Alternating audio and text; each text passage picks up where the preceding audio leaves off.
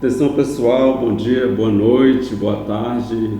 Não sei qual horário você vai assistir essa nossa gravação. Estamos aqui no podcast, não sei, mas gostaria de saber, esse é o tema, né, do nosso programa. Estamos hoje com a presença do nosso pastor, reverendo Napoleão Falcão, né, essa figura emblemática, né? Eu que particularmente nasci no berço cristão, no lar cristão, então, apesar de agora conhecê-lo de tão pouco, né, pastor, mas já ouvia muito falar no pastor Napoleão Falcão, já de muito tempo, desde criança a gente ouve as pregações, né, do reverendo Napoleão Falcão, e hoje eu estou tendo a graça, a satisfação, a alegria de conhecer. Já sabia, hoje os meus olhos tenho o prazer de contemplar, de ver o nosso reverendo pastor Napoleão Falcão. Para mim constitui aqui um momento de muita alegria, né, pastor? Quero aqui cumprimentá-lo com a paz do Senhor, né?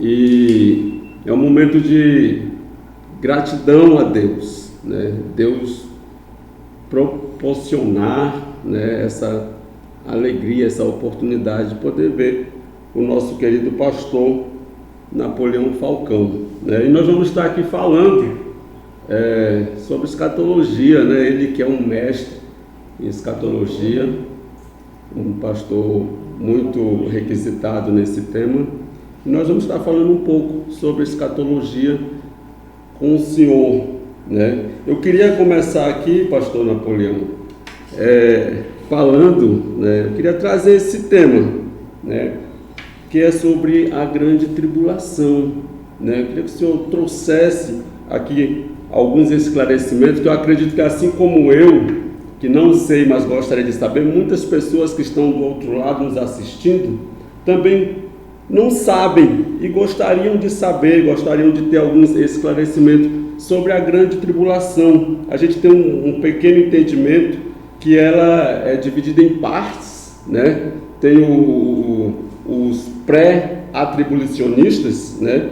E o que realmente de fato serão os que vão participar inteiramente dessa grande tribulação. Quem são essas pessoas, pastor, que a gente pode denominar como pré-atribulacionistas? Em primeiro lugar, eu quero agradecer aos pastores que nos convidaram para esse podcast, agradecer a oportunidade ao Senhor nosso Deus de nos facultar o privilégio de estarmos aqui em Conceição do Araguaia. Quero felicitar o pastor da igreja e felicitar ao Congresso de Senhoras, que começou ontem e vai até domingo, até amanhã. Dou graças a Deus pelo privilégio de cooperar com a obra do Senhor e em 3 parâmetros. Todos nós que fazemos a obra de Deus fomos chamados para tal, e aí o ensinador tem que ter um equilíbrio muito grande, nem tanto a praia, nem tanto ao mar. Se ele endurece muito, o povo fica frio. Se ele solta por demais, vira fanatismo religioso. A vitória não é de quem corre na senda espiritual, a vitória é de quem chega. Há pessoas que correm e cansam, e às vezes por um minuto não conseguem chegar no ponto focal. Os ensinamentos menos fáceis é justamente esse que o pastor nos aborda nesse. Por exemplo, no livro do Apocalipse, há dois assuntos que Deus não permite que nenhum homem venha a compreender. São as 2 testemunhas. Tudo que quiserem expor sobre as tais são especulações. E as vozes dos trovões. Quando os trovões rebobinaram na ilha, que João ia falar, o Senhor disse: "Seles, e não escreva o que os trovões falaram." As demais coisas estão claro e evidentemente reveladas para todos nós. Quanto à pergunta em eminência, referindo-se sobre a grande tribulação, há 3 áreas pedagógicas dentro do conceito denominacional. os pré-tribulacionistas, os mesos-tribulacionistas e os pós-tribulacionistas. Nós pertencemos a uma denominação chamada Assembleia de Deus. Eu estou na Assembleia de Deus há 55 anos. Considero minha igreja, amo minha denominação e defendo todo o conceito doutrinário da fé vivenciada pela minha denominação.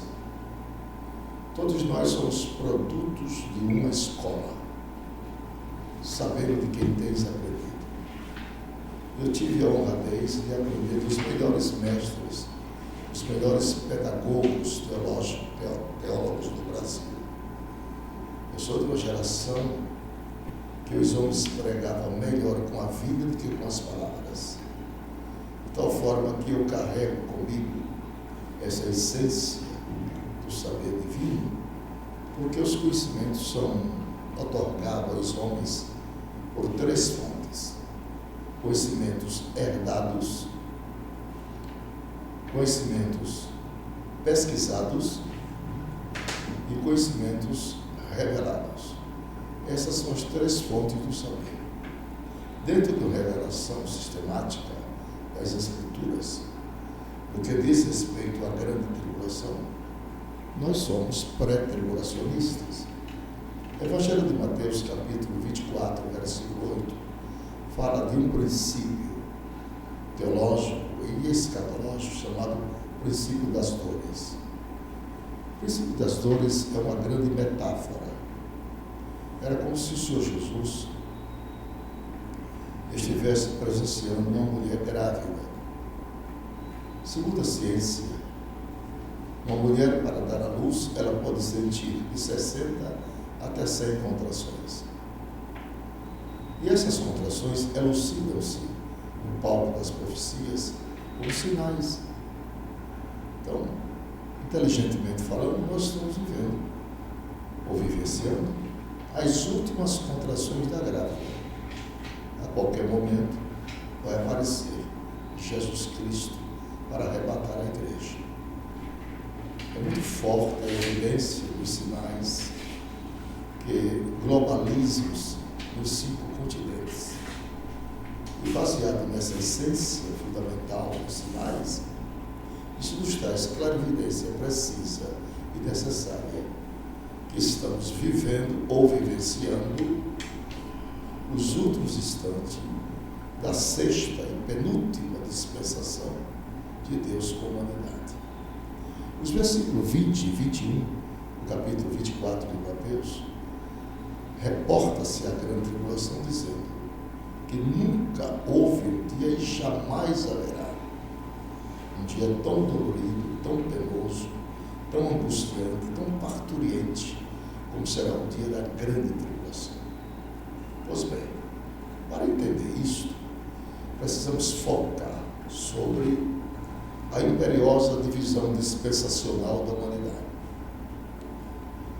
1 Coríntios, capítulo 10, verso 32, diz assim: portai-vos de modo que não deis escândalo, nem aos judeus, nem aos gentios, nem à igreja de Deus.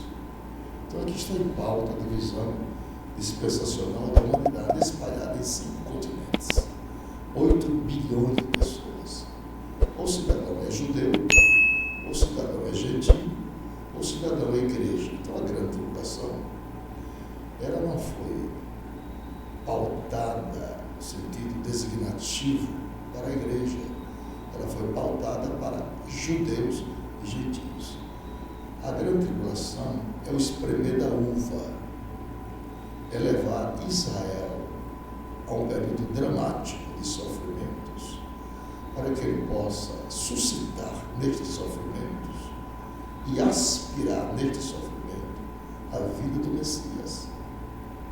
Então Jesus consolidará a salvação de Israel pós arrebatamento da igreja na sua vida em glória, porque Jesus virá só uma vez, porém as fases são distintas, uma vez em 2 fases.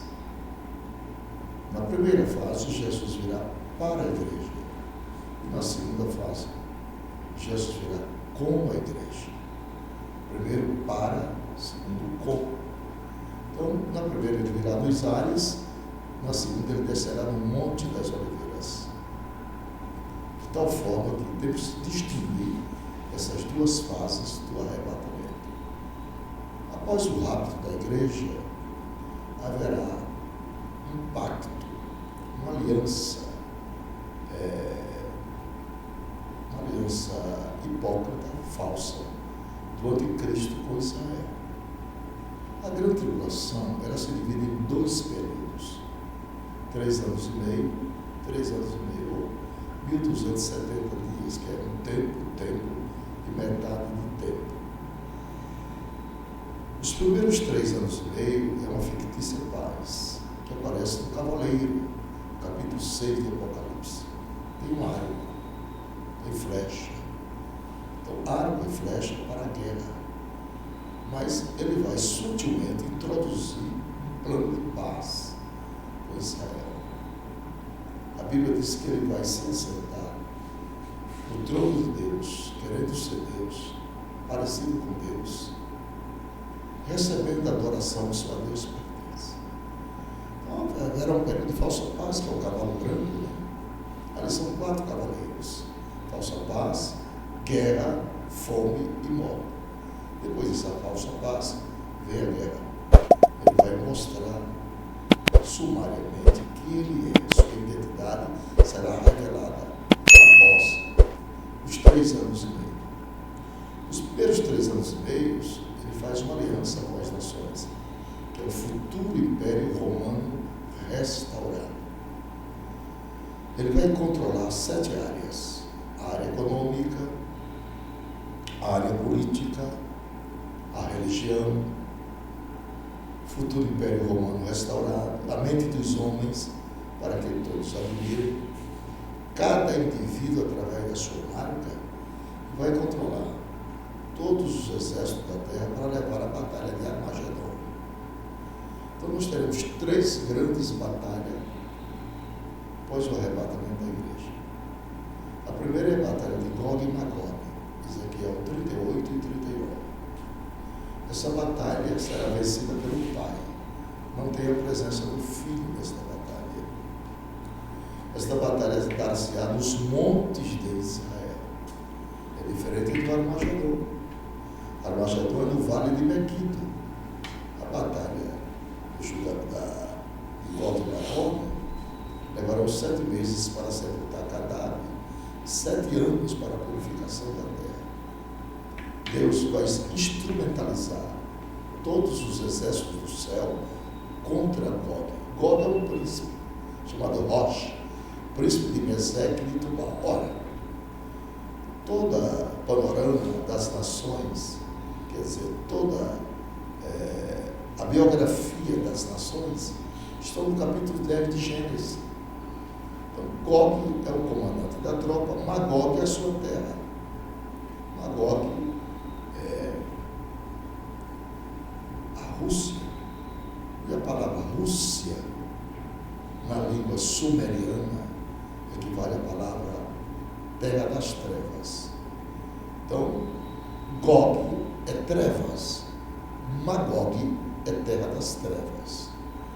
Então, Gog controlará todos os exércitos de Magog, que são a Rússia e nações confederadas. Então virá Put, que é a Líbia, a Etiópia, uma confederação de nações da África, e também a casa de Togarma, que a Rússia passará pela Turquia. Já se sabe que o secretário do Templo, em Jerusalém, nos falou o seguinte: quando a Rússia se voltar para Israel, passando pela Turquia, é hora dos judeus ortodoxos colocar as roupas de festas, as roupas de sábado, porque o Messias está chegando. Então nós estamos vinculando esses acontecimentos ao chamado princípio das dores. É o que a igreja está passando. A igreja não entra na grande tribulação, porque a grande tribulação é para judeus e gentios, e não a igreja. Quando fala o teu povo, refere-se a Israel, não a igreja. A igreja estará livre. da grande tribulação, conforme Apocalipse 3:10. Como guardastes a palavra da minha paciência, também eu te guardarei da hora da tentação que há de vir sobre todo mundo, para tentar os que habitam sobre a terra. Lembrando que Enoque foi arrebatado antes do dilúvio.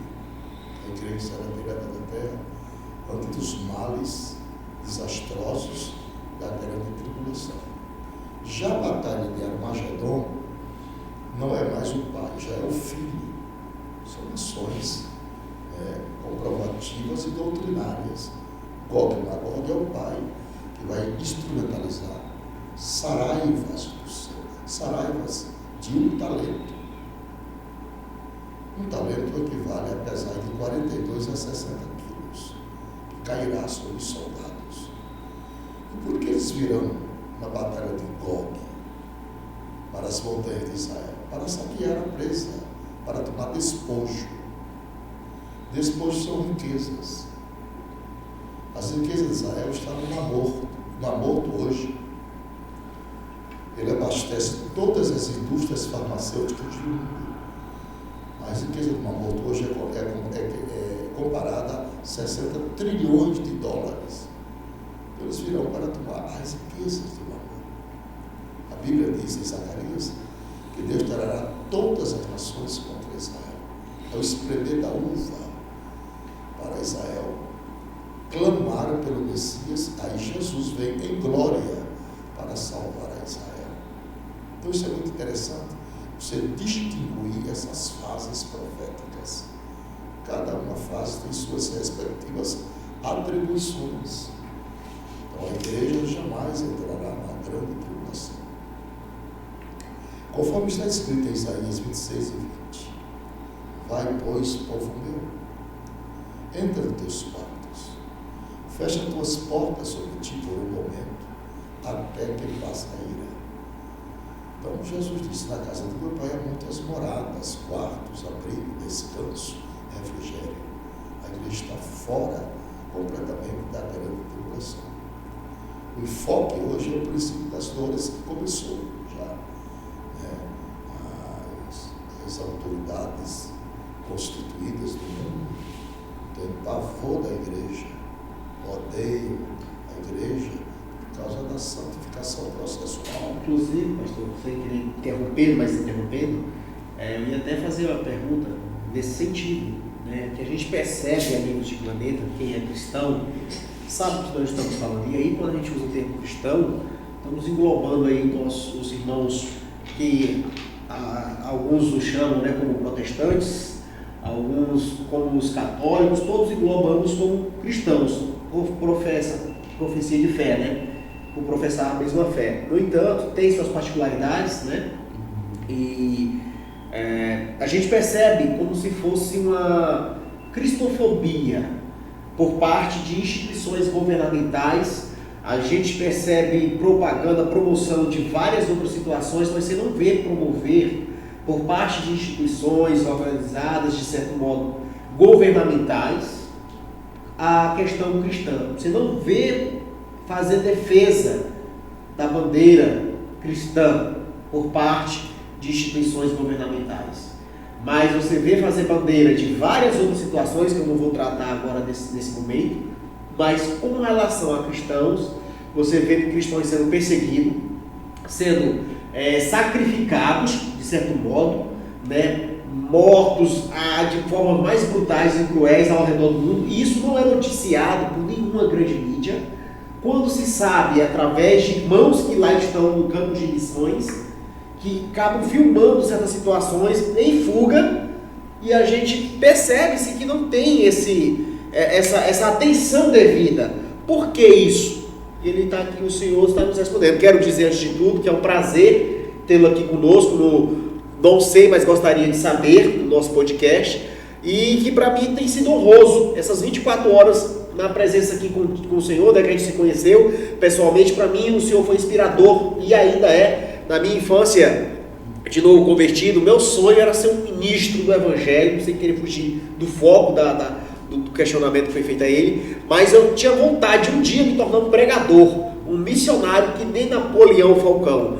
Foi nos primórdios da minha conversão, né, ao Evangelho de Cristo, e eu era adolescente até então, e eu via no tempo da fita cassete, pastor Rony, ouvia na fita cassete ainda as pregações do Napoleão Falcão, e a gente compartilhava com os colegas aquela fita, quando não gravava a fita para outro ouvir também, e começávamos às vezes ali, dando um administro, pregando e tal, aquela empolgação, e às vezes pregando para nós mesmos ali. Por quê? Porque era inspiração pra gente. O famoso cultinho de criança. Cultinho de criança, detalhe.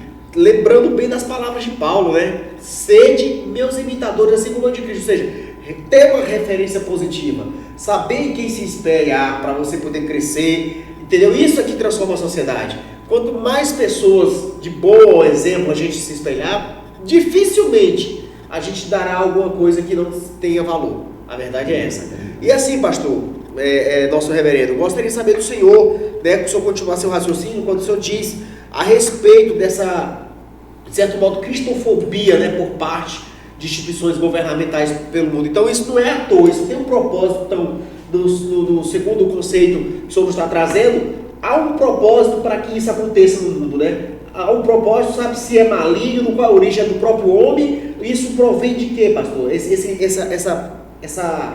Essa percepção que eles têm com relação ao Cristo é por saber que a igreja representa algo que pode, de certo modo, ser ameaça para esse pessoal, ou é algo mais além disso, é algo sobrenatural, apenas envolvendo o físico para inferir no mundo espiritual?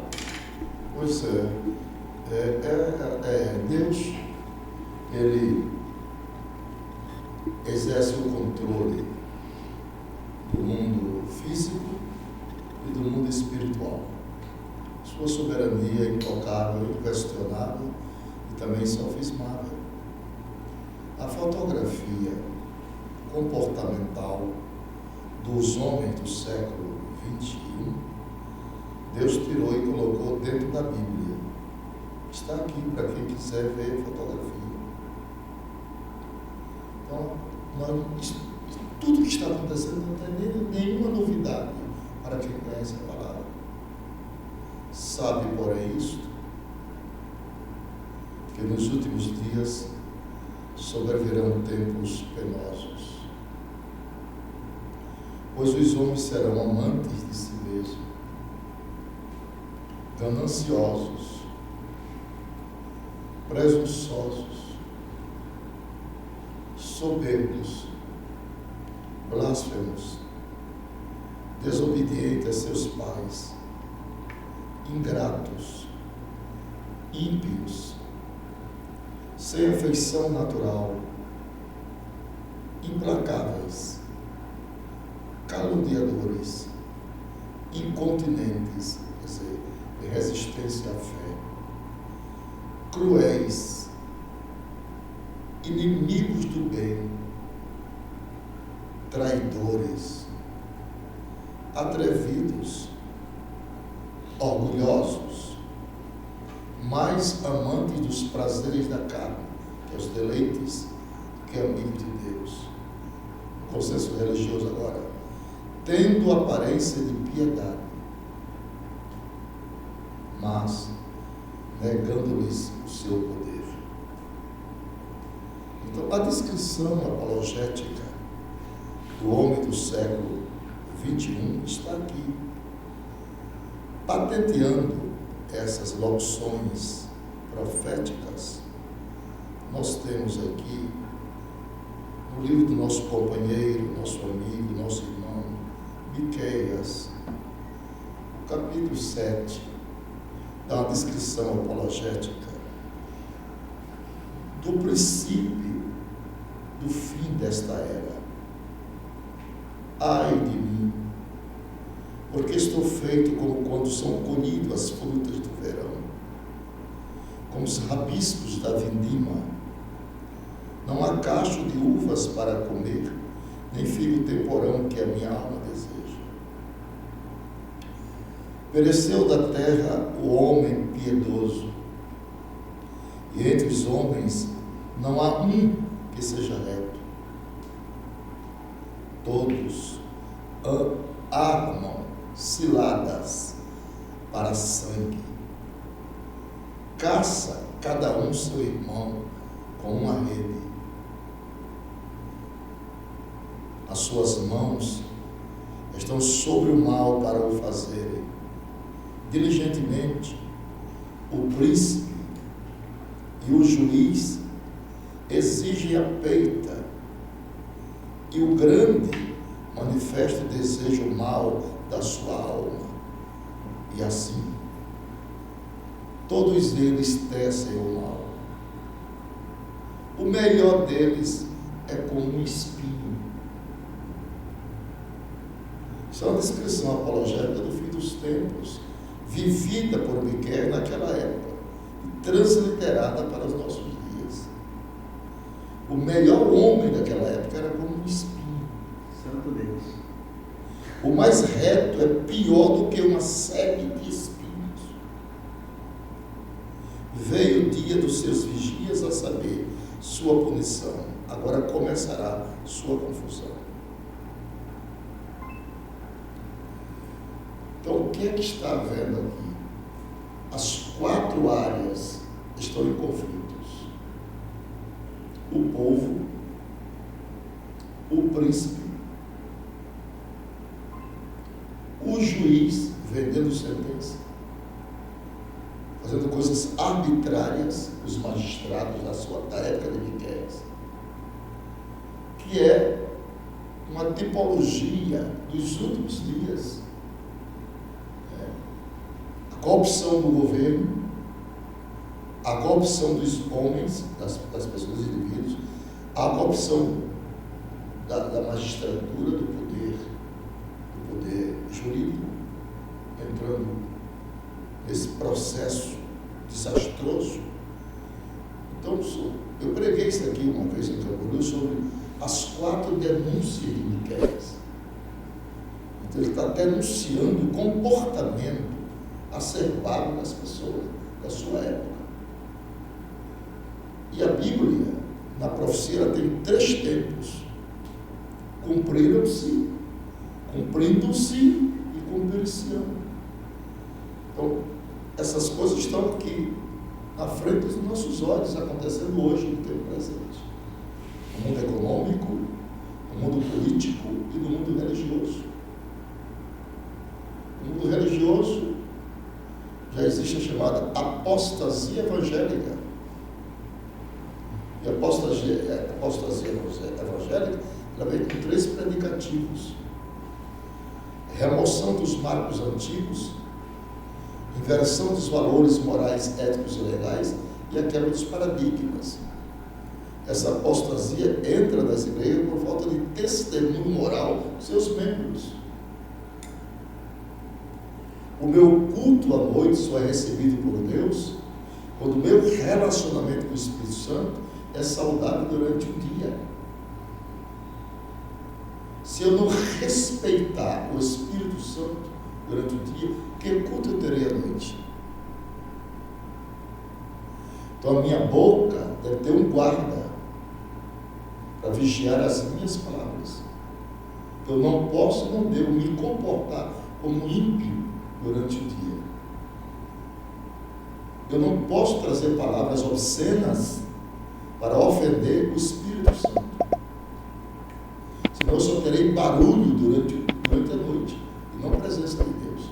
Porque uma lata vazia faz muito mais barulho do que uma cheia. Então eu tenho que ter muito cuidado de não perder a credibilidade do Espírito Santo, que é a última instância da divindade. A última. Diz a palavra que se você blasfemar contra o Pai, terá perdão. Contra o Filho, terá perdão. Contra o Espírito Santo, não terá perdão. Então eu não posso entristecer o Espírito Santo com os meus atos, ou com palavras frívolas, com brincadeiras espúrias. Não é porque ser mais crente do que ninguém, é com respeito ao Espírito Santo que está dentro de mim. Então, o Evangelho pregado pela minha vida ética e moral é muito mais auspicioso que pregado com as minhas palavras. Então, eu tenho que ter muito cuidado no meu andar, nas minhas palavras e no tipo de brincadeira com que vou brincar com as pessoas. Tenho que ter muito cuidado para isso não ser um elemento degenerativo no meu comportamento. Então, hoje, nós temos, desculpe, mas os crentes hoje banalizam a graça. Banalizam a graça. Banalizam a graça. A graça não pode ser banalizada. Não pode ser banalizada. Tem que ter muito cuidado com o nosso testemunho ético e moral, para não cairmos na descrença das pessoas. Isso dificulta, né, a propagação do Evangelho, né? Uma vez que é banalizado, as pessoas, por mais que exista certa uma resistência, mas boa parte dessas pessoas que são resistentes, eles esperam dos cristãos evangélicos uma postura diferenciada. Ao mesmo tempo que ele aponta o dedo que ele critica, ele quer ver esse qual ele aponta o dedo e critica, que tenha de fato na sua prática diária de vida aquilo que ele prega. E eu acho que nós podemos compreender é isso que o pastor está falando, né? A gente às vezes tem uma incoerência, pregamos uma coisa, mas vivemos outra. E aí é onde nos perguntamos: qual é o papel da igreja na terra? Qual o propósito da igreja na terra? Essa questão da importância da igreja, do zelo da igreja. E a igreja quem são? São as pessoas que ali frequentam, que ali aceitaram a fé, professaram a fé em Cristo, né? E, como eu disse, há várias denominações, mas o Cristo é um só, né? As particularidades, como Jesus falou, quem não é contra nós, é por nós, né? Mas nós temos que ter essa compreensão que não devemos banalizar o Evangelho. Tudo que é banalizado perde uma coisa chamada credibilidade. Quando você tem credibilidade, você paga um preço para que se tenha essa credibilidade. Algo que tem credibilidade é conquistado por realmente fazer jus àquilo que prega. Seja no meio secular, seja no meio cristão, seja no cotidiano nosso, naquilo que a gente pratica no dia a dia. Se você tem credibilidade, a pessoa sabe, é porque tem responsabilidade, né?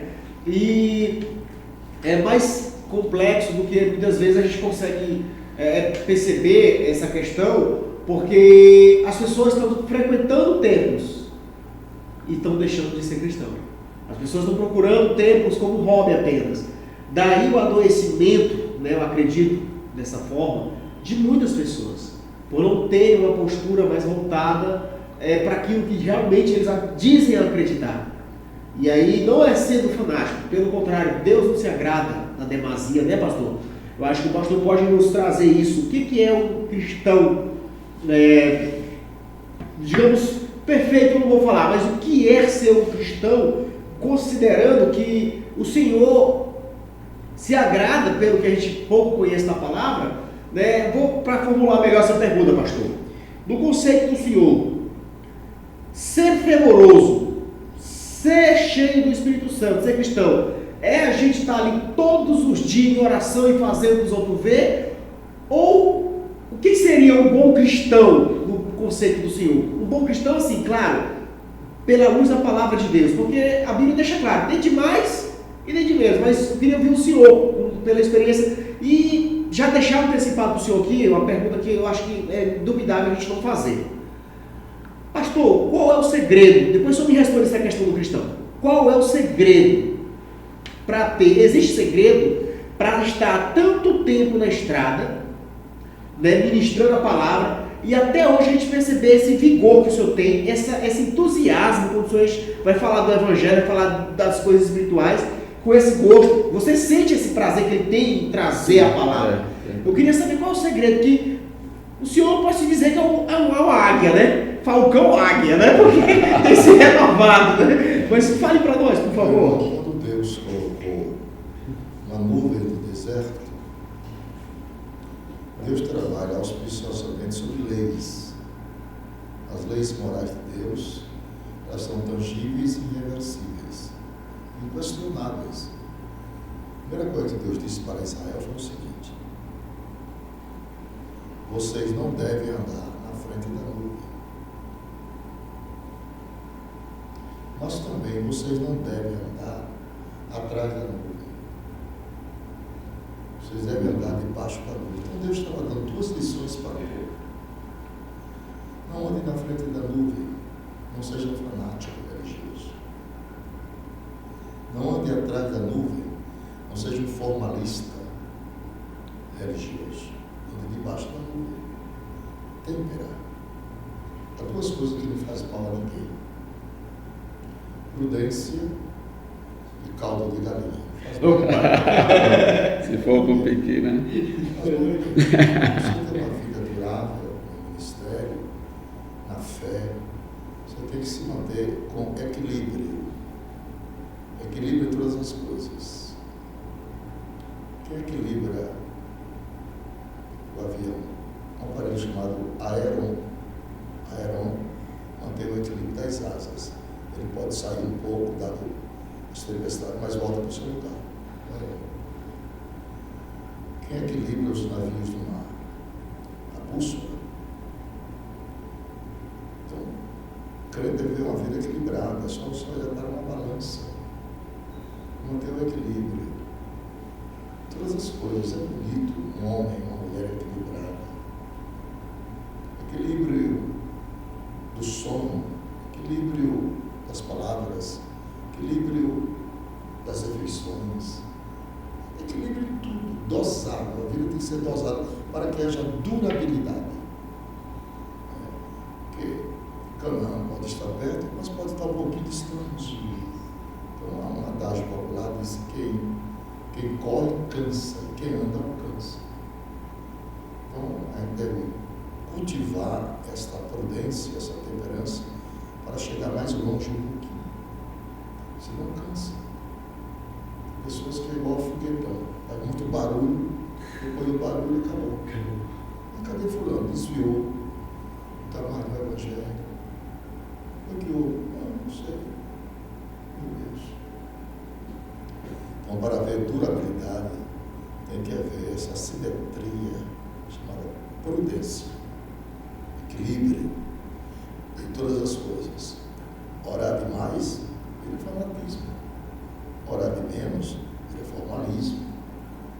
Tem equilíbrio para todas as coisas. Chama-se mordomia do tempo.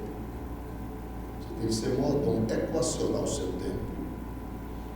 Essa uma hora aqui é para ficar com o meu Senhor. Essa aqui, ficar com a minha família. Essa aqui é das minhas pregações. Essa aqui é dos meus negócios. Então, vamos ter que ser equilibrado, equânime.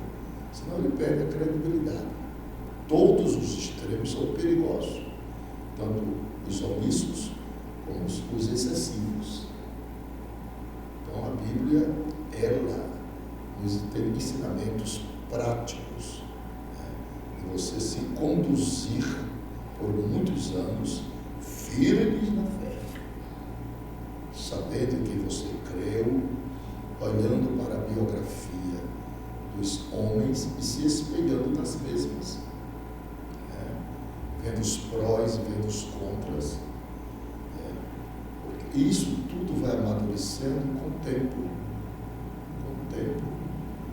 Eu não posso exigir de uma pessoa de 30, 40 anos a maturidade de um homem de 80. Né? Experiência é vivência. E fora do tempo não tem essa experiência. E pode ter. É como uma fruta amadurecida no carbureto. A fruta amadurecida no carbureto, primeiro, ela não tem o gosto, não é saudável. Uma fruta original. A casca fica amarela, mas o miolo fica verde. Então tem que esperar por determinado tempo. Então o que é que tem a ver? Conselheiros. Conselheiros. A Bíblia diz que na multidão de conselhos há segurança. Então, a Bíblia ensina como eu devo comportar com os velhos, com as senhoras, com os senhores, com as crianças, com os jovens. Então, a Bíblia é um cabedal pedagógico. Outra coisa, só quem aceita ensinamento são os sábios. Os sabidos não aceitam. O sabido, ele diz que sabe, mas ele tem coisas decoradas, não tem coisas reveladas. Ele nunca entrou nas profundezas de Deus. Entendeu? Porque orar não é somente falar com Deus.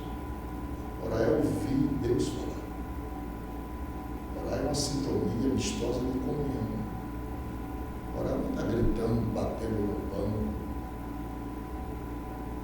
Quantas vezes eu estou no meu escritório, que é a minha oficina de oração,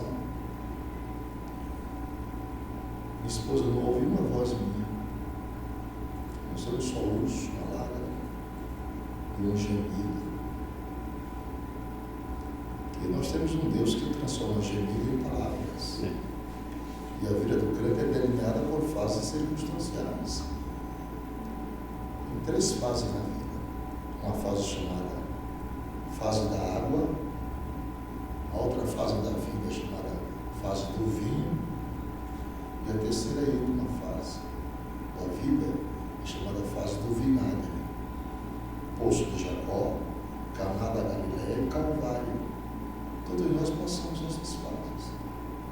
A fase da água é muito boa, e a água fala em alimento. Nós somos 80% líquido. Quem sobrevive sem aquiescência da água, fase boa. A fase do vinho, muito boa. Tudo está correndo bem, saúde, prosperidade, pão na mesa. Fase ótima. E agora vem a terceira. Fase do vinagre. Naquela hora Jesus pediu água, mas não deram água. Beberam uma esponja em vinagre, levaram com sopro, ofereceram a Jesus. Mas Jesus não pode ter ingerido vinagre. Porque no conceito científico, o vinagre é anestésico. Então, se Jesus tivesse ingerido vinagre na cruz, a cruz deixaria de ser cruz. Se tornaria instrumento cirúrgico.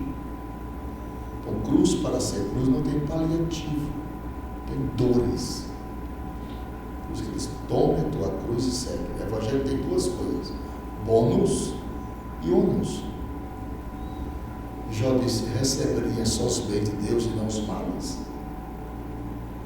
Então, a jornada cristã é delineada por 3 fases: água, vinho, vinagre. Todo crente fiel passa essas 3 fases na vida. Então, conjecturando essas fases e analisando o comportamento da humanidade, podemos parafrasear que a humanidade hoje vive na contramão da palavra. Eu nunca vi a mentira triunfar sobre a verdade. Eu nunca vi as trevas triunfar sobre a luz. Mas parece que eu estou vendo nesses últimos dias. Parece que ser criminoso, viver na contramão das leis, é honroso, é honorífico para as pessoas. E se agrupe a isso, né? Sim. Antagonizam a verdade e partem para esse princípio nefasto. Então, isso a priori é o descambar do fim de uma dispensação chamada graça. A graça, ela não busca o perfeito, mas onde está o imperfeito. A graça cresce com a prática e decai com o desuso. Quer dizer, quanto mais graça, mais pecados morrem. A graça humilha o homem sem degradá-lo, exalta o homem sem deixá-lo orgulhoso. Então, o que as pessoas precisam absorver são os valores da graça, porque o tempo da graça está terminando. Virá um tempo de juízo nunca visto.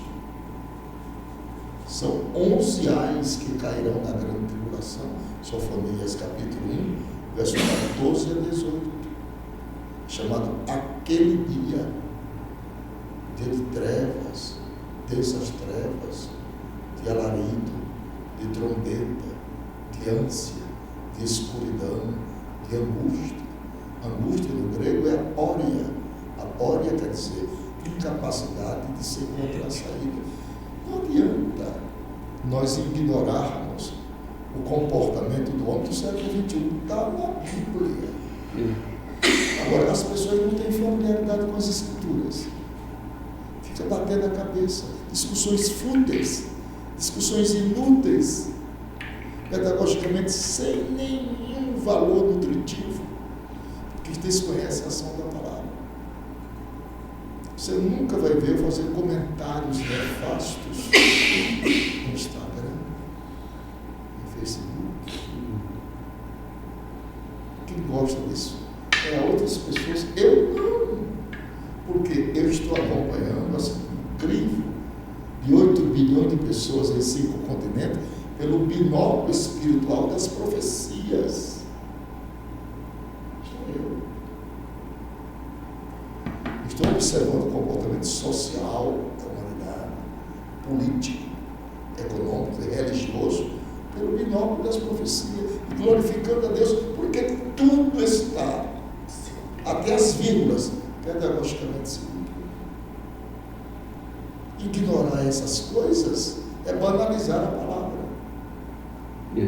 Não há acontecer estas coisas é descrer na crença das profecias. Por exemplo, a estátua de ouro. Pronto, está explicado tudo ali. Como é que começa? Uma cabeça de ouro. E segundo, vem um peito de prata. E depois vem um ventre de bronze. E as pernas é ferro. Misturado com o quê? Com barro. Está tudo explicado.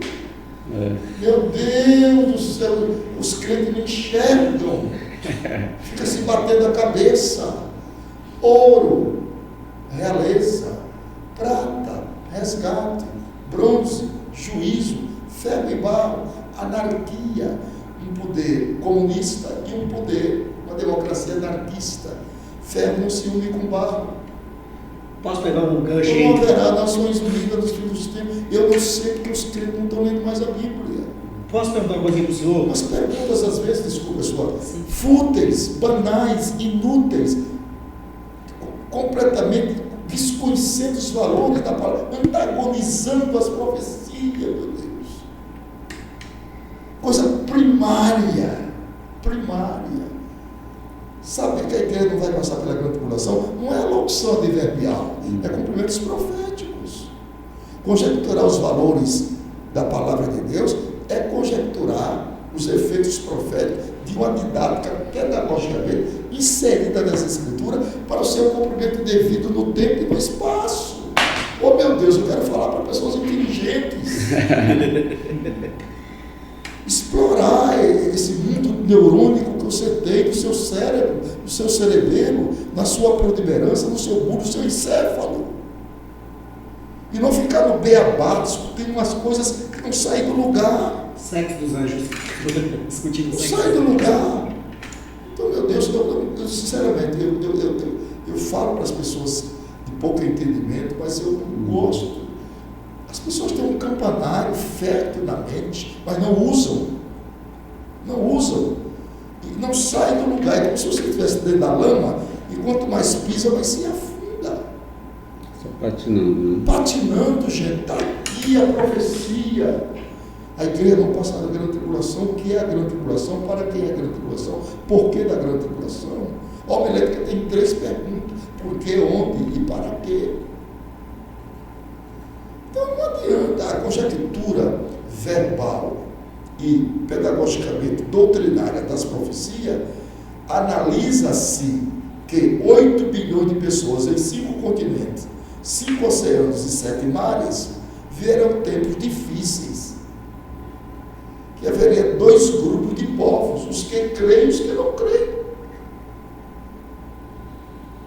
porque o pecado do homem está em adiar o tempo da sua decisão. O tempo da sua decisão. Então, todas essas coisas que nós estamos vendo no mundo visível e no mundo espiritual invisível e real são o cumprimento definitivo dos estágios proféticos. Nós estamos no ferro e no barro. Já saímos de lá. Ferro e barro. Nunca vi ferro se unir com barro. Realmente. Não há Nações Unidas. É uma mentira. Não existe isso. Porque a maior guerra não está nas armas atômicas, nem nas bacteriológicas. A maior guerra está dentro do homem. É de lá onde procedem os roubos, as guerras, as violências do coração do homem. É da sua exaltação, da sua soberba, da sua arrogância, da sua prepotência, do querer dominar sobre tudo, de querer ser o melhor, o maior, o mais eficaz, o mais eficiente. Até na igreja temos isso. Essas competições, alguém querendo ocupar o meu espaço ninguém ocupa. É meu. O seu é seu. Deus deu um espaço para cada um de nós vivermos nesse espaço. Não precisa ninguém se intrigar com ninguém. Deus dá um espaço a você e garante. Uns são médicos, ocupam o espaço da medicina, outros são advogados, ocupam o espaço do direito, outros são teólogos, ocupam o espaço da teologia, outros são mecânicos, ocupam o espaço da mecânica. Todos vivem. A chuva cai para bons, para maus. Então, tudo que está vendo no mundo universal está aqui. Deus é um pescador profissional. Ele jogou e fisgou. Por que ele não puxou ele? Porque ele não quer, ele está com solinha. Só cansando. Mas o peixe está fisgado. A hora que ele quiser, ele puxa. Porque ele manda e não é mandado. Ele dá ordem e não recebe ordem. Ele mata e não é preso. Ele é soberano. Ele é soberano. Esses porquês são nossos. E os paraquês, os porquês são de Deus, os paraquês são nossos. Você não pode entrar nos porquês de Deus, só nos paraquês. Os porquês são dele. Até quando o justo vai triunfar? Até quando será um elemento que blasfema contra Deus? Que tem uma vida leviana de pecados, aparentemente próspero, 3, 4 carros na garagem, fazendo a gente ligado. Meu irmão, saída da Bíblia. Asaf viu isso tudo. E eles quase que meus pés desvelavam, quase que eu deixava de ser crente, e via a prosperidade do ímpio. E o justo ataca. Só que quando ele olhou, disse: agora sim, chegou no fim. E é aqui no fim que Deus vai tratar. Os últimos momentos são melhores do que o primeiro. É aqui no fim que Deus vai fazer a diferença entre os que servem a Deus e os que não servem. Não é agora, não. Os grandes homens da Bíblia pediram a morte. Isso é para adoração. Por que tu me matasse no ventre? Por que é que eu vivo? Por que não me abortasse? Meu Deus, sou homem, nos seus degradantes prelúdios de fraquezas, né? Mas Deus está aí na sua somática, profética, conjecturando e analisando o comportamento do ser humano. Nossa vida aqui é 70 anos, eu já estou no desconto. Hora extra, pastor? Hora extra. Muitos, pela sua robustez, chegam a 80. E o que passar disso é canseira e infarto. Os limites, quer dizer, a cada dia que você vive, você vai se afastando do berço e se aproximando da sepultura. Um cientista francês, chamado Roberto Hooke, em 1665, ele descobriu a famosa teoria das células humanas. Ele diz assim: teoria celular é a afirmação de células categóricas, que todos os seres vivos são formados de células. E ele descobriu que do tendão de Aquiles até o frontal, o homem tem 60 trilhões de células. Ele descobriu que o DNA de cada célula humana em fita métrica equivale a 1,70 m. Então, eu queria ver um matemático para multiplicar 60 trilhões por 1,70 m. Então, o DNA do homem, meu DNA em célula, dá para ir na Lua 3 vezes. Porque daqui na Lua somente 384.500 quilômetros. Já daqui no Sol não. Daqui no Sol é 152 milhões de quilômetros. Porque o Sol é 109 vezes maior do que a Terra. E a Lua não funciona no céu atmosférico apenas para clarear a noite. A Lua é uma diaconisa. A Lua clareia a noite e promove a limpeza dos oceanos. Que tudo que Deus faz é pensando no homem. Por que é que o homem não dá glória a Deus? Quando um véu escuro chamado ignorância. Segundo o Rui Barbosa, a ignorância é o principal fator de erros e crimes. Então a Lua clareia a noite e oxigena os mares através de um processo chamado tábuas das marés. Quem comanda isso? A Lua. Para quê? Para o homem comer peixe, camarão, crustáceos. Tudo promovido por Deus através da Lua, como diaconisa, limpando os oceanos. E a ignorância do homem leva a ele não reconhecer isso, porque ele não sabe. O entendimento dele está obscurecido,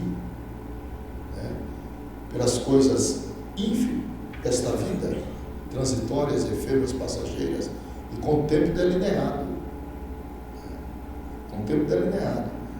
Então, meus amados irmãos, a Bíblia é um foco profético, analítico e comportamental de toda a humanidade.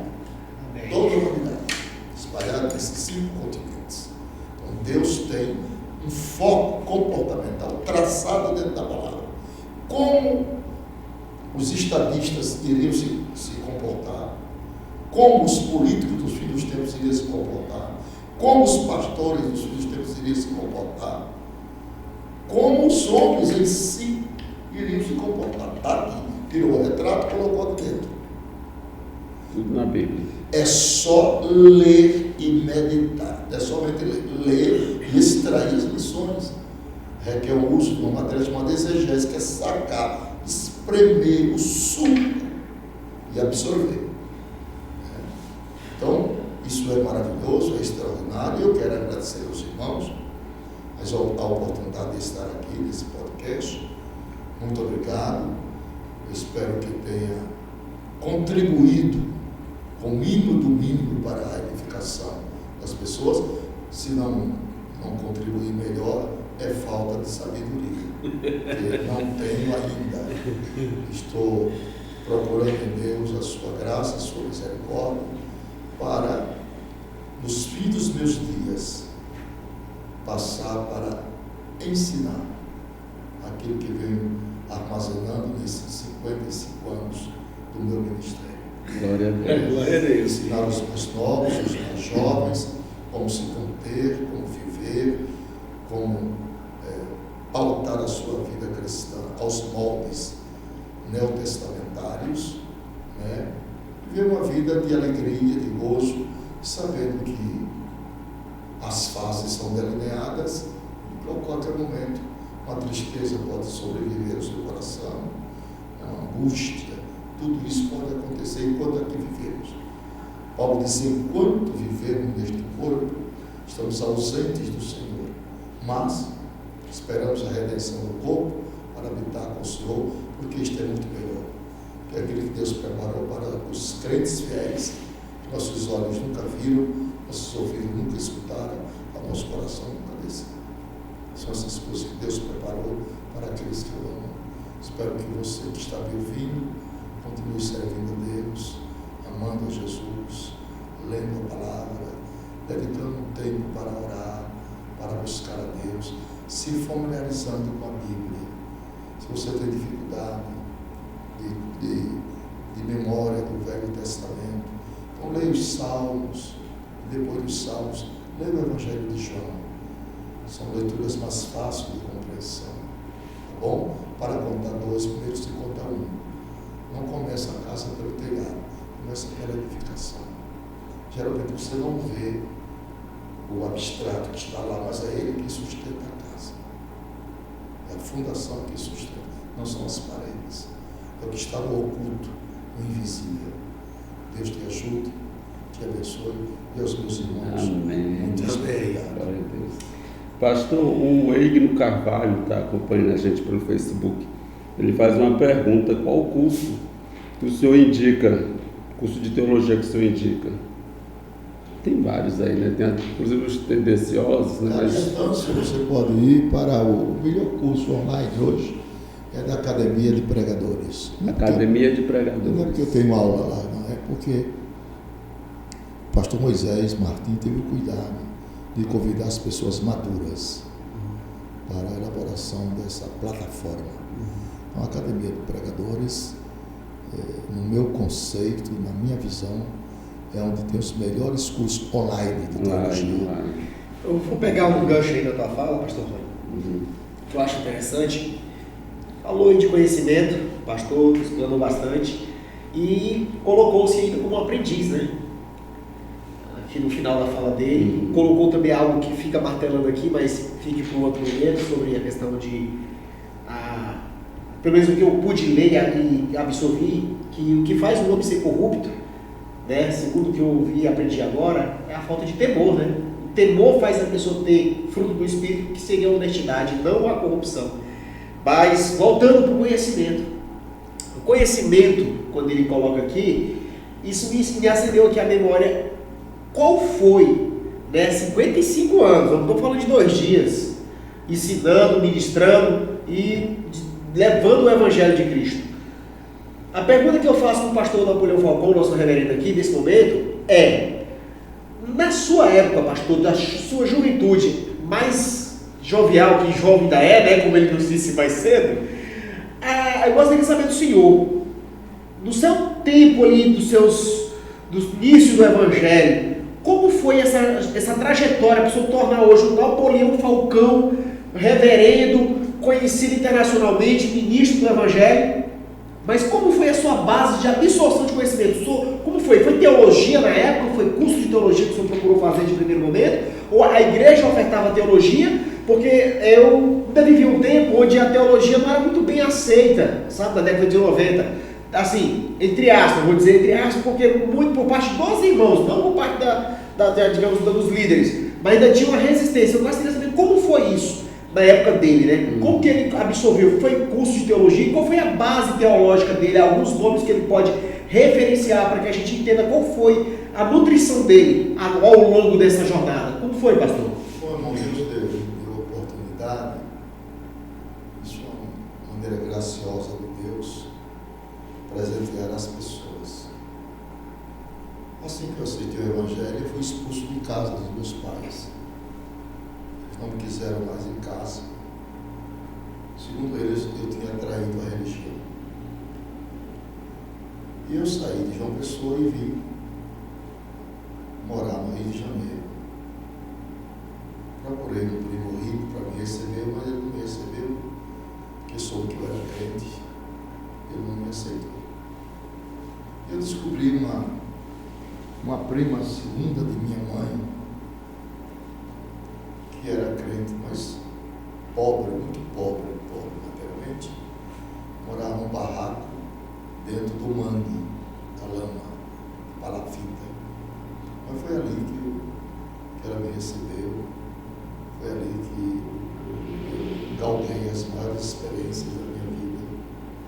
Morava ao lado do grande lixão, o seu Bidu, muita ferentina, mas foi ali que ela me recebeu com alegria e com lágrimas. E aos 9 meses de crente, eu fui separado do ministério de pastor. Isso não existe na época, 1968, 69, mas o pastor da igreja viu em mim esta chamada, fez a petição para a convenção e eu fui separado em São Cristóvão, no Rio de Janeiro, na época do pastor Túlio Barros Pereira, Emílio Conde, vivo na época, né? E logo aos 9 meses de crente fui pastorear a congregação maior do nosso campo. Olha, o jovem com 9 meses de crente, qual é essa experiência que eu tenho? Nenhuma. Mas Deus me conduziu com graça, com prudência, e os meus auxiliares me respeitavam.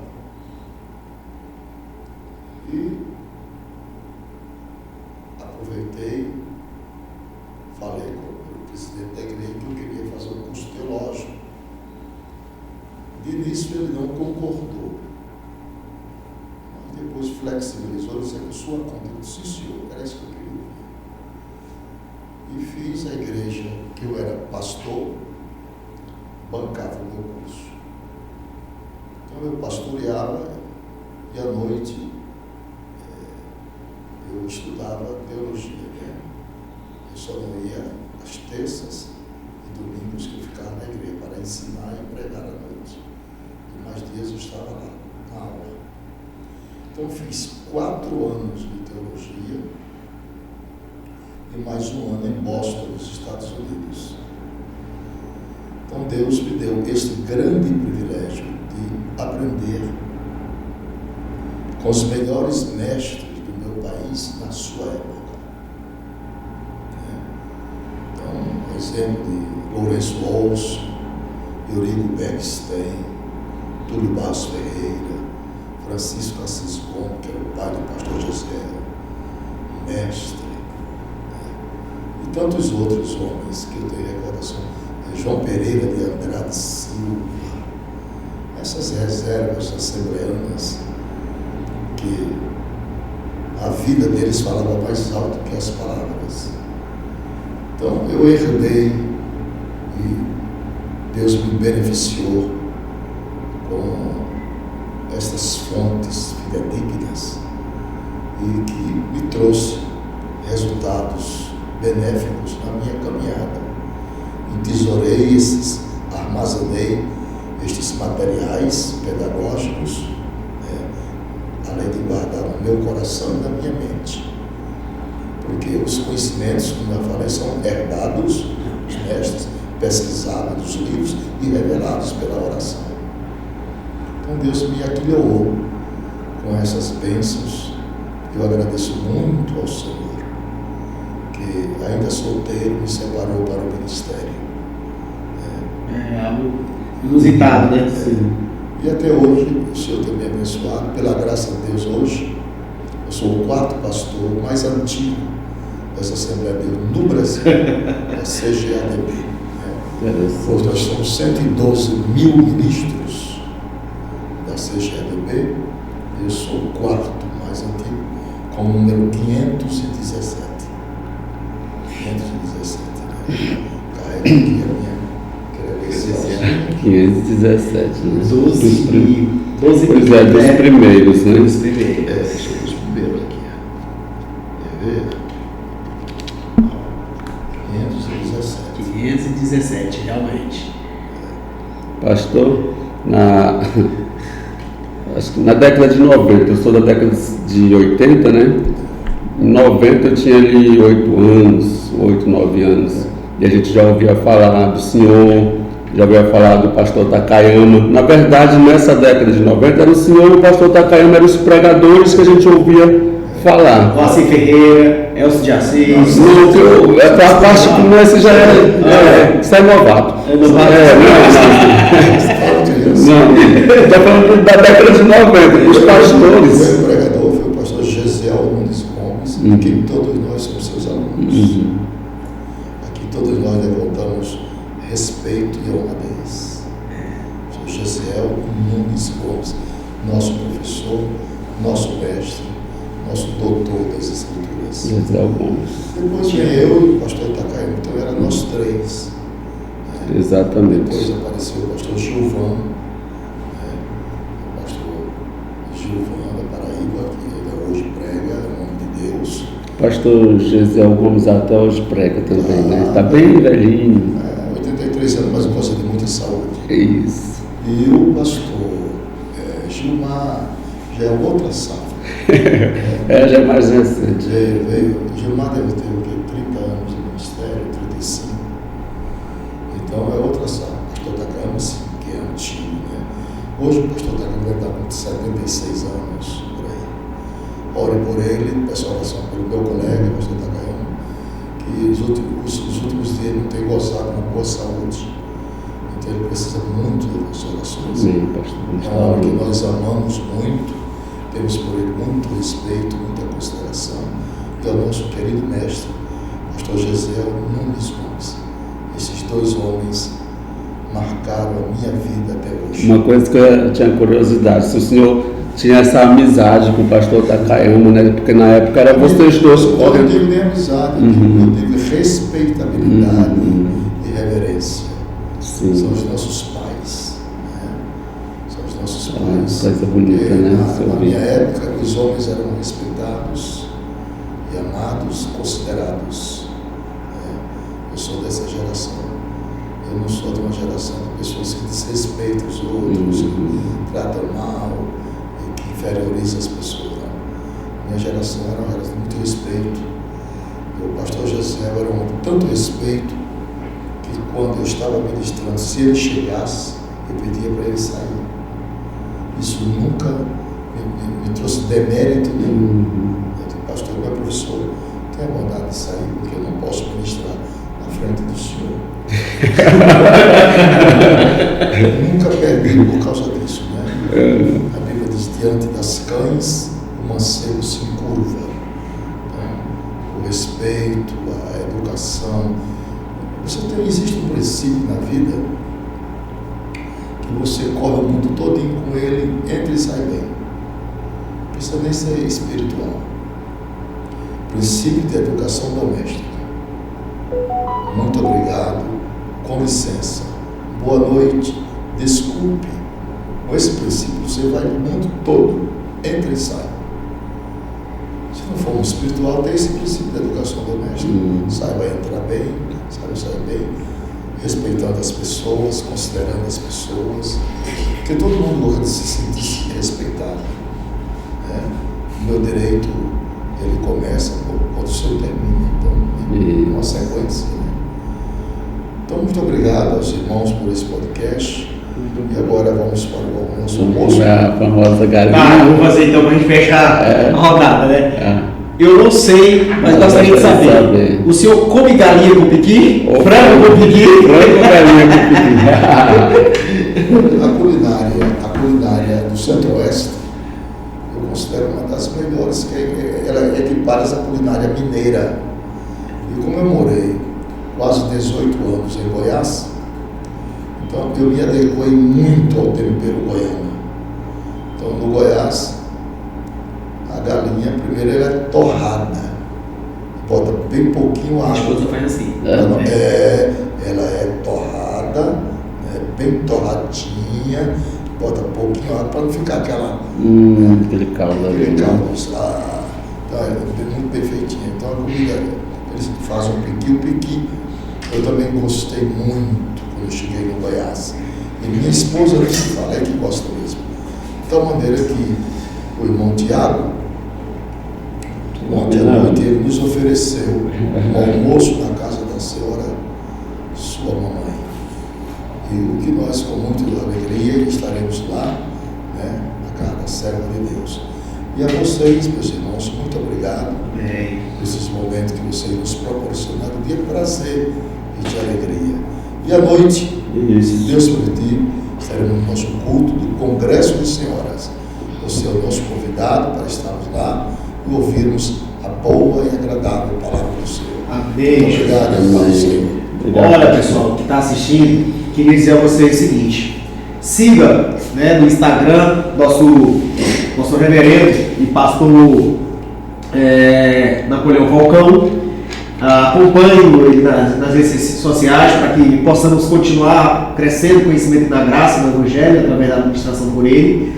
E deixe seu like, inscreva-se no canal, tá? A gente vai deixar na descrição do vídeo o Instagram dele, os canais, tá?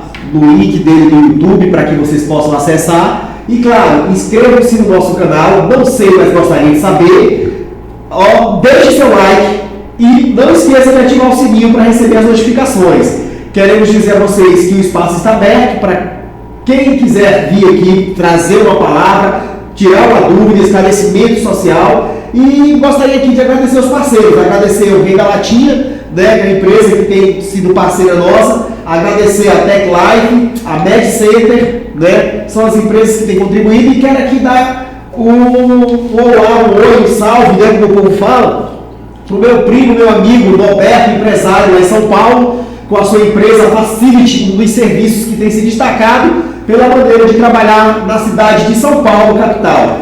Quero dizer também que estamos aqui torcendo, né, para uma nação que seja próspera, que seja justa e que ande no temor de Deus. É essa a intenção nossa como servos de Deus e cristãos. E quero agradecer aqui a companhia do pastor Rony Costa, do nosso irmão Tiago e do Aurélio, né, que está ali na retaguarda. Por isso, de vez em quando, os vídeos não reparem a gente olhar e fazer alguns gestos, até porque aqui é algo diferente, algo descontraído, onde a gente não tem boa mecânica bem pautada. No entanto, onde a notícia é levada a sério. Beleza, meu povo? Fique com Deus e até a próxima jornada.